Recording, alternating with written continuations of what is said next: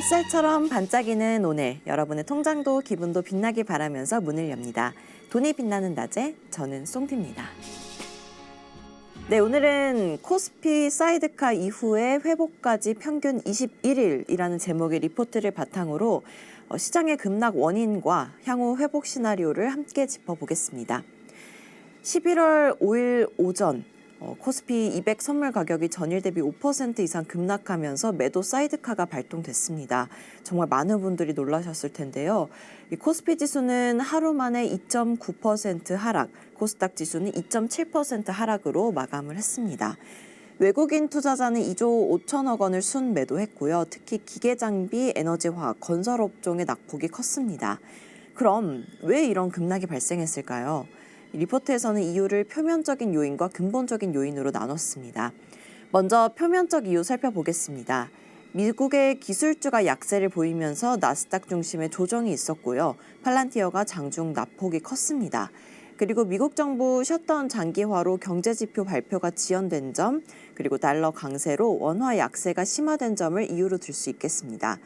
그리고 근본적인 이유도 살펴보겠습니다. 급등장에서의 포모 심리가 과도하게 레버리지 투자를 자극했기 때문입니다.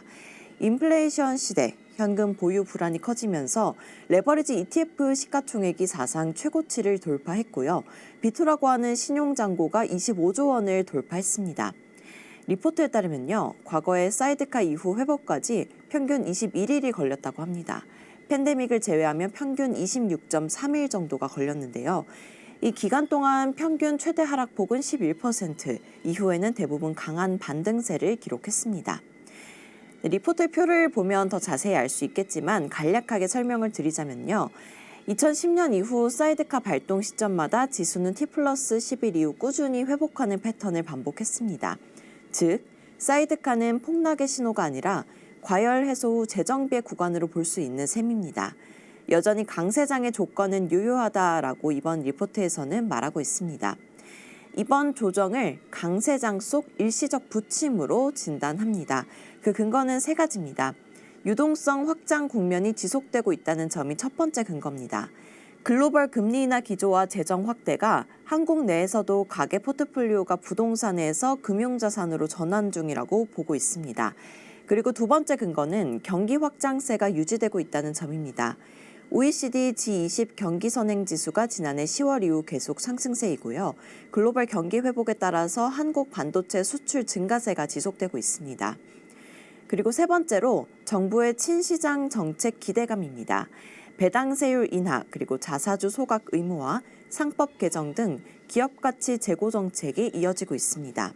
즉, 단기 조정에도 불구하고 유동성 경기 정책의 삼박자는 여전히 강세장을 뒷받침하고 있습니다. 결국 회복의 주인공은 주도주입니다.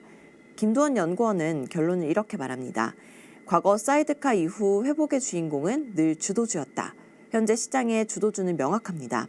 SK하이닉스와 삼성전자를 중심으로 한 반도체 업종입니다. 따라서 투자자는 조정 국면에서 빠진 종목을 사기보다는 강한 종목을 유지하는 전략이 필요하다고 조언하고 있습니다. 네, 오늘은 코스피 사이드카 이후 회복의 주인공은 주도주다라는 주제로 시장의 급락 원인과 향후 흐름을 짚어봤습니다. 시장은 늘 흔들립니다. 하지만 그 안에서도 중심을 잡는 건 결국 이익과 성장의 힘입니다. 강세장의 파도는 여전히 살아있고 그 파도를 타는 방법은 단순합니다. 여전히 주도주를 사야 한다고 리포트는 말하고 있으니까 참고하시고요. 자세한 내용은 하나증권 리서치센터 홈페이지에서 확인해 주시기 바랍니다. 오늘도 돈이 빛나는 낮에 함께 해주셔서 감사합니다. 우리는 내일 다시 만나요. 안녕.